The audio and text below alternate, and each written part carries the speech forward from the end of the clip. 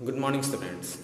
Last lecture में हमने एक नया चैप्टर स्टार्ट किया था पॉलिटिकल सोशल लाइफ से आपका अंडरस्टैंडिंग मार्जिनलाइजेशन। इसमें हमने मार्जिनलाइजेशन का मीनिंग समझा, which is also known as social exclusion on the basis of caste, religion, social status, economic status, in basis पे।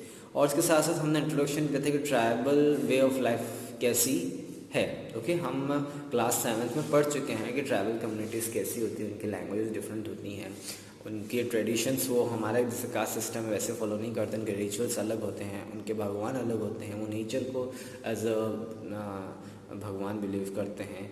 इन सारी चीज़ों के बारे में डिस्कस किया था। और कुछ जो हमारे यहाँ फेमस ट्राइबल कम्युनिटीज़ जो सेटल्ड हो चुकी हैं या जो बहुत पुराने समय से हैं, उनके बारे में जाना था। आज हम पढ़ेंगे how have development programs affected the tribals. Development programs ने कैसे ट्राइबल कम्युनिटी पे क्या इफेक्ट डाला। Sometimes people get displaced for the sake of development projects such as building of dams, setting up of wildlife sanctuaries and construction of mining sites. Traditionally, tribal lives in a forest near rivers and in other such areas that are rich in natural resources. Because of this natural assets, these areas eventually became potential sites for many development projects. आजकल development projects in the sense आजकल क्या होता है कि like हम new dams construction कर रहे हैं या फिर कहीं पे नेचुरल रिसोर्सेज अवेलेबल, तो वहाँ माइनिंग लाइक जैसे कहीं लोहा मिल रहा है तो वहाँ पे माइनिंग सेटअप करते हैं।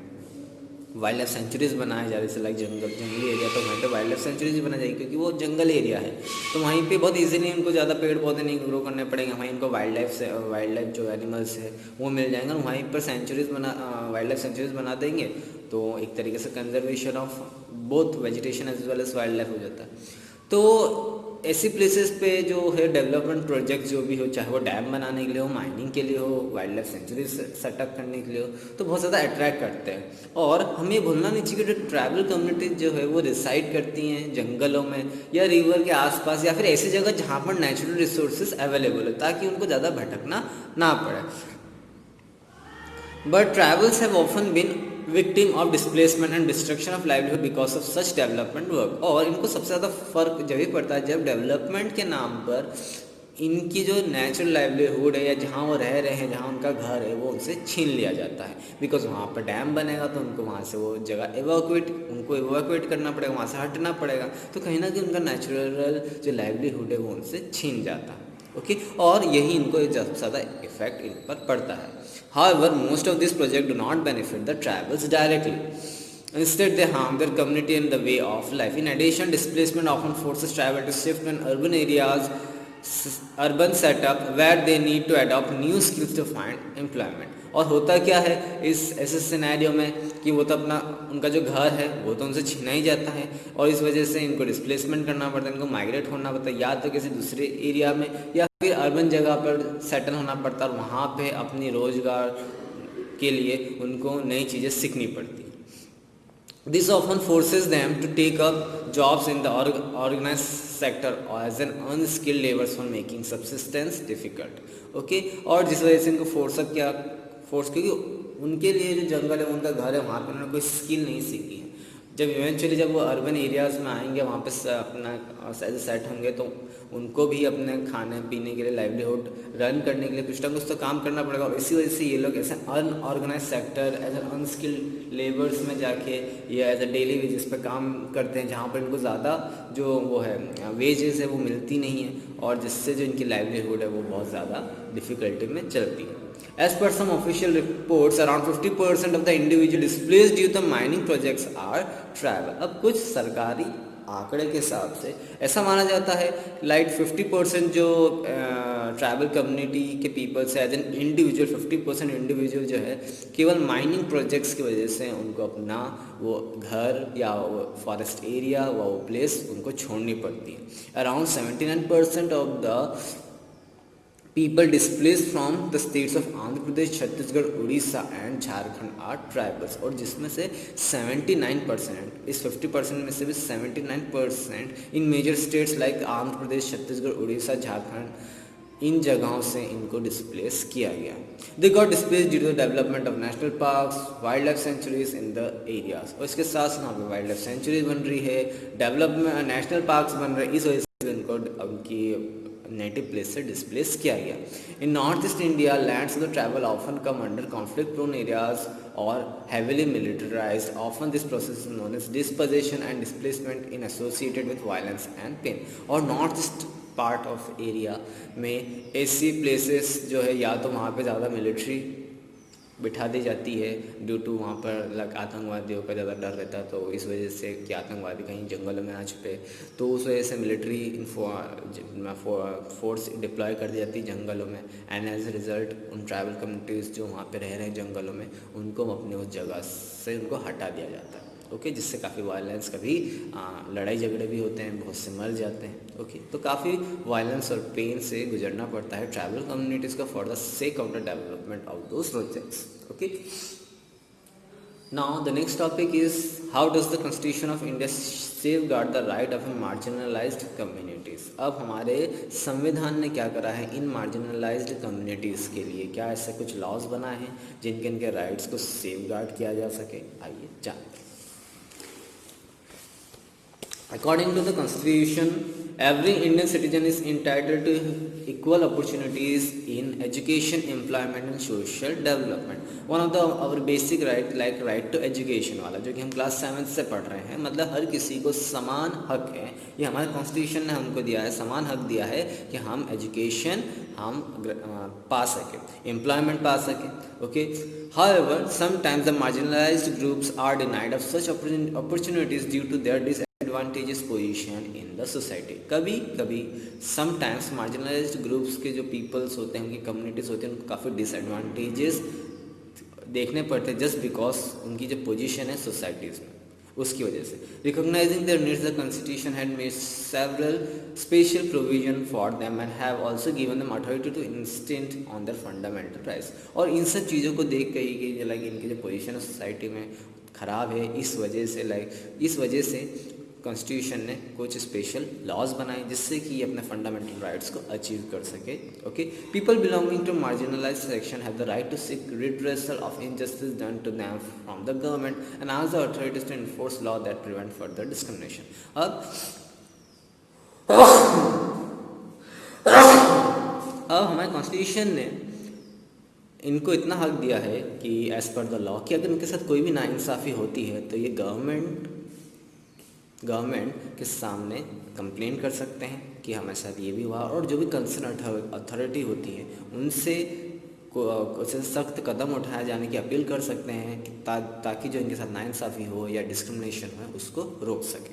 The following sections of the constitution of India deal with the rights of the marginalised communities of the society. अब जो मैं एक आपको सेक्शन जो हमारे कॉन्स्टिट्यूशन का है जिसमें मार्जिनलाइज कम्युनिटीज़ के लिए कुछ राइट्स के तहत कुछ कानून बने, उसी में आर्टिकल 15 है जो कि प्रोहिबिट्स करता है, यानी रोकता है किसी भी टाइप के discrimination on the basis of the caste, religion, race, gender और प्लेस ऑफ बर्थ। आप किसी भी बेसिस पे, इन 4-5 बेसिस पे, धर्म के बेसिस पे, कास्ट के बेसिस पे, कहाँ से आया है, कहाँ उसका जन्म हुआ था, इन बेसिस पे आप किसी के भी साथ आप इस बेसिस पे आप भेदभाव नहीं कर सकते।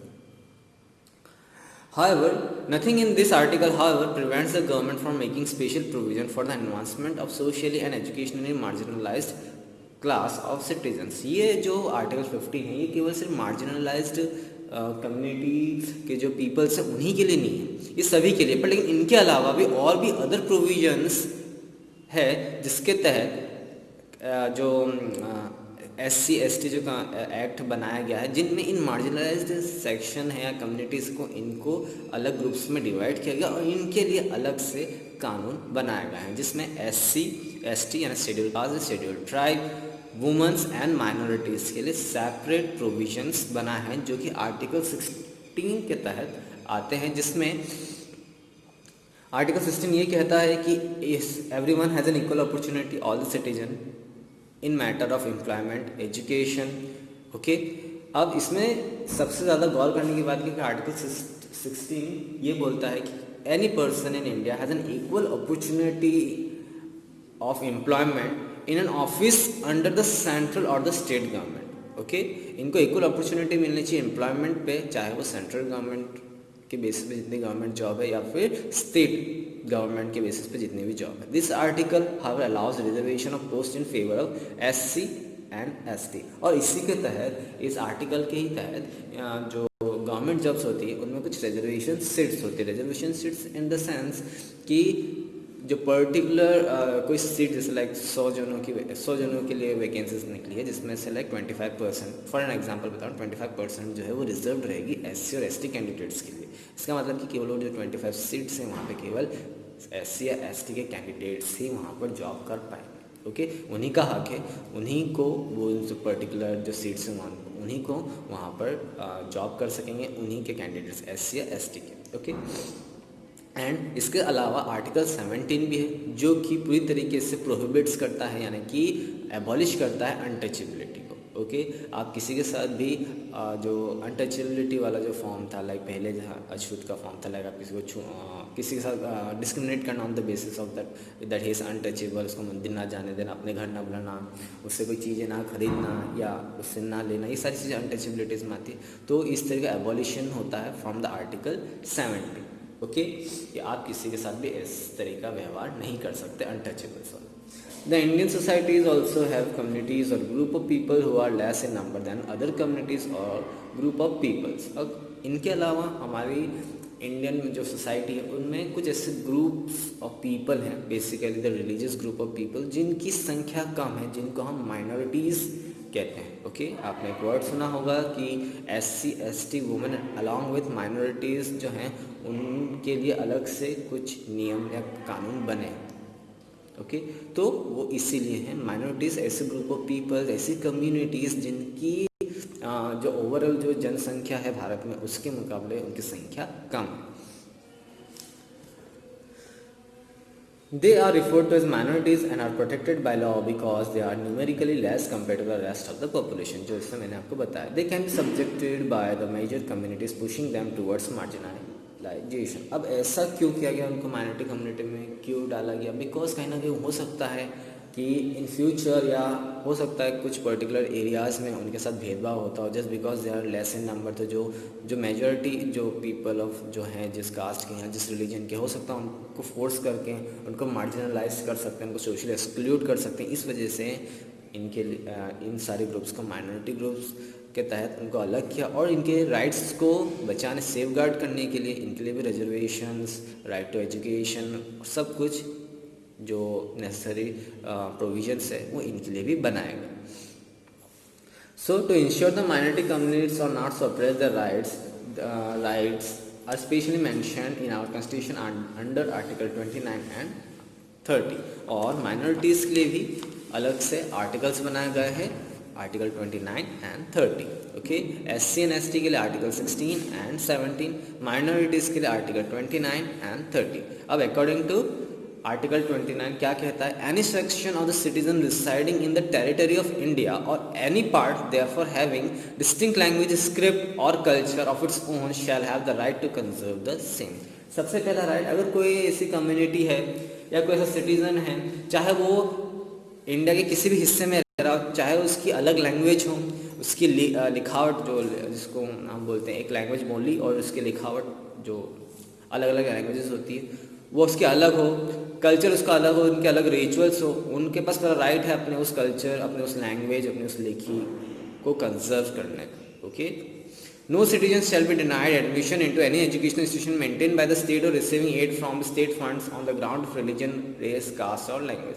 किसी भी सिटीजन को आप किसी भी एजुकेशनल इंस्टीट्यूशन में एडमिशन देने से मना नहीं कर सकते on the basis that he is from different religion और डिफरेंट रेस और डिफरेंट कास्ट, और या फिर वो अलग बोली बोलता है। ओके, नाउ अब article 30 provides the rights of minorities to establish, administer educational institution. This rights protect the minorities against discrimination and also extend a sense of security. Minorities, like all other citizens of democratic nation, can move court if their rights are violated. Okay, article 30 ये बोलता है कि if you as per the rights of minority that वो अपनी खुद मतलब जैसे like obviously उनकी कम्युनिटीज़ लेस हैं may be they might be religious group जो कि माइनॉरिटी में आते हैं, तो वो अपनी खुद के स्कूल या इंस्टीट्यूशन या यूनिवर्सिटी वो अपने लिए इस्टेब्लिश, ऐसे एजुकेशन इंस्टीट्यूशन वो अपने लिए इस्टेब्लिश कर सकते हैं जहाँ पर वो अपने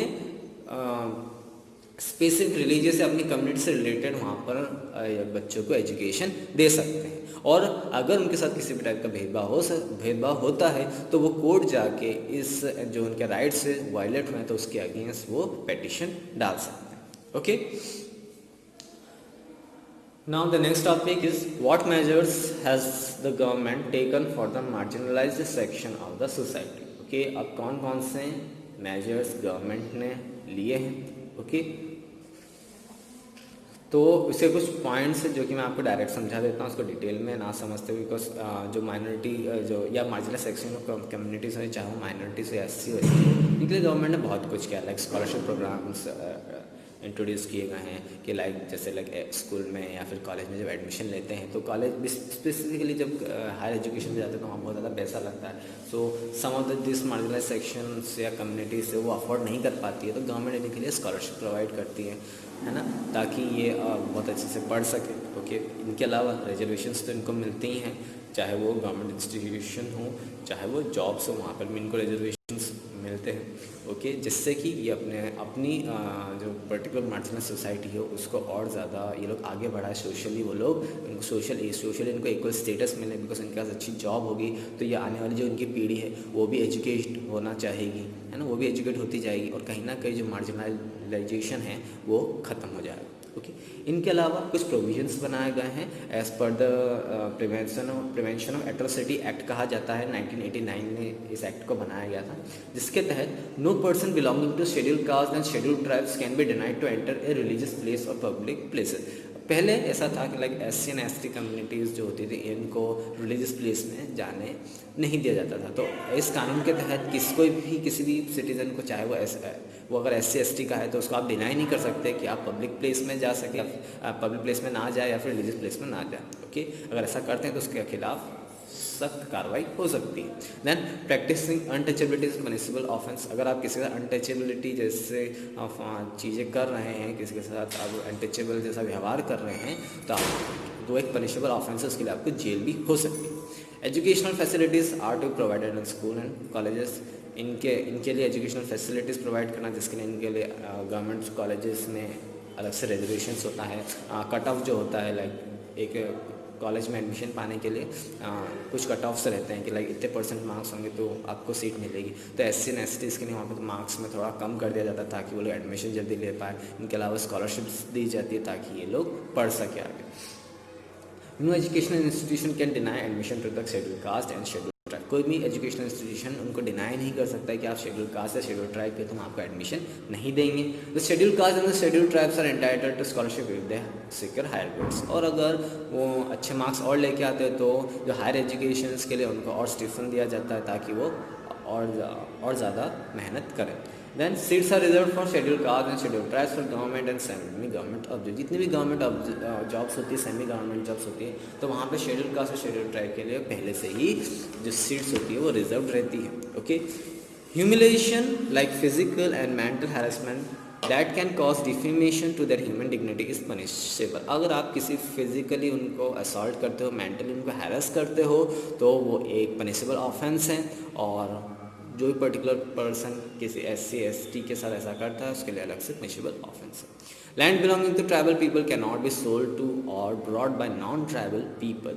the constitution also guarantees the right of tribal people to repossess their land. कोई ऐसा लैंड जो कि किसी ट्राइबल पीपल के नाम पर है तो उस लैंड को वो किसी नॉन ट्राइबल पीपल को नहीं बेच सकता। वो with in a tribal community वो आपस में बेच सकते हैं। इससे क्या होता है कि कोई फोर्सफुली जो नॉन ट्राइबल ग्रुप जो पीपल्स हैं जो फोर्सफुली वो जगह ज़मीन छीन नहीं सकते, बेच नहीं सकते। ओके, और अगर कुछ ऐसा होता है तो कॉन्स्टिट्यूशन इतना पूरा हक देता है कि वो अपने लैंड पर वापस से रिपोजिशन ले सके, अगर कोई ऐसा उनके साथ करता भी है तो। Okay, in next lecture we will study about the reservation policy and prohibition of practice of the manual scavenging. पहले हम पढ़ेंगे, मतलब पहले हम जानेंगे मैनुअल स्कैवेंजिंग होती क्या है, उसके बाद में जो प्रोहिबिशन क्या होते हैं, क्या किसे रोक लगाई है, ओके, किन के थ्रू रोक लगाई, किस एक्ट के थ्रू रोक लगाई, इसके बारे में जानेंगे। ओके, आज के लिए इतना ही। Thank you.